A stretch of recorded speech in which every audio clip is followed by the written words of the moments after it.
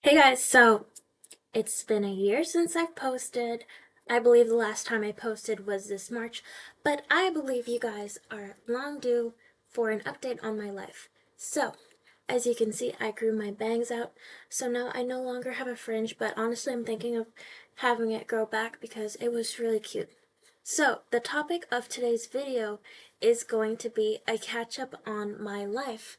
So, in the last video, I posted it. It was on March, and it was on the day I was supposed to have a date with a guy. So, I posted that video right before going on the date. And it's been a whole year now. Today it's 17th of February of 2026, and the last video I posted was in March of 2025.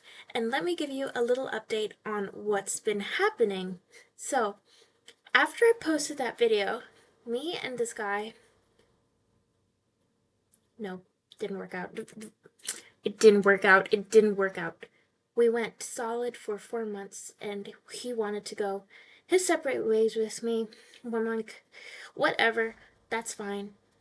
And then I met another guy who completely broke my heart too.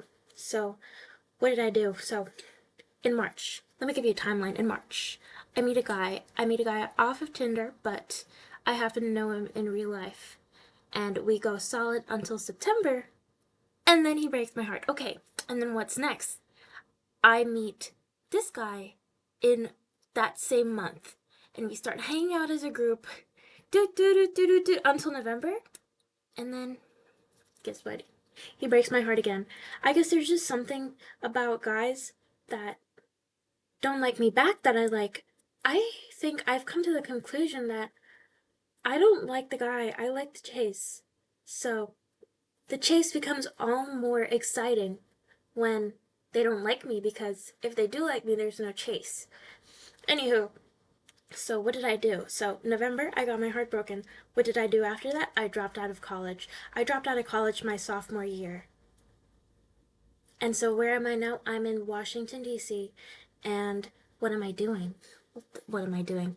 So I've gotten into making a startup. So I realized that I don't want to work a corporate job.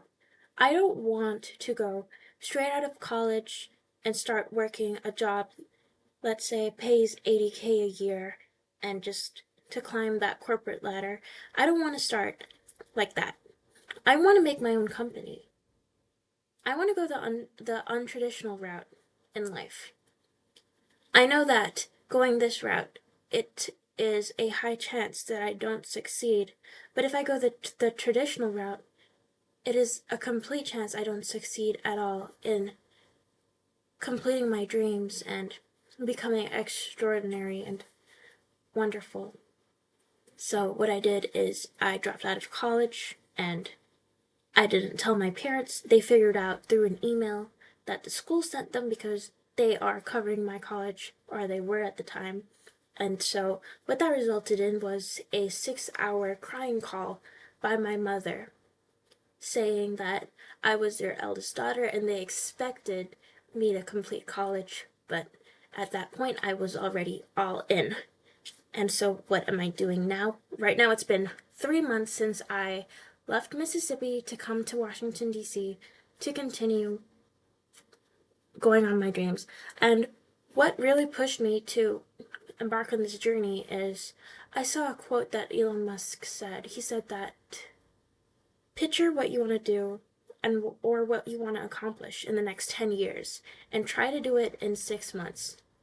You'll probably fail anyway, but you'll be a lot further than the people who didn't even try at all. So that's what I'm doing.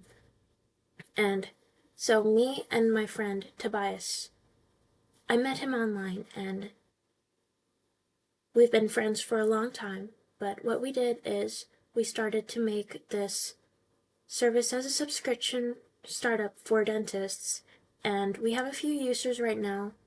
What I did is I applied to Y Combinator, and I applied last week. So now we're in the limbo in between where we're waiting to see whether we get an interview and whether we'll move to San Francisco and go through the whole startup flow, or whether we won't get into Y Combinator and we'll continue working on the startup anyway. But honestly, I've been feeling a little bit isolated, especially with Valentine's Day being a few days ago.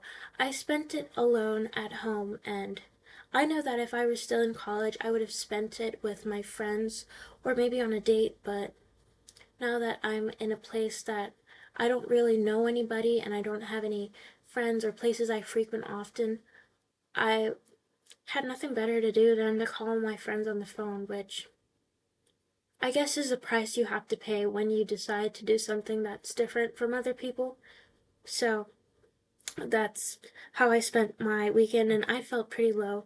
So what I thought of to do to kind of fix this situation of not having friends is to try and make new friends online that are like-minded like me. I am really into entrepreneurship, and I know this is really egotistical and sort of delusional to say, but I really want to be great, and I want to own my own company, and I want to have a complete, like, I don't want a work-life balance. I just want to be completely dedicated into this. And I feel like I've always been this way. I've always been the black sheep of my family, and the only thing I'm missing right now is time. I feel like we just need more time to get more users out. But then this led me to think about something else.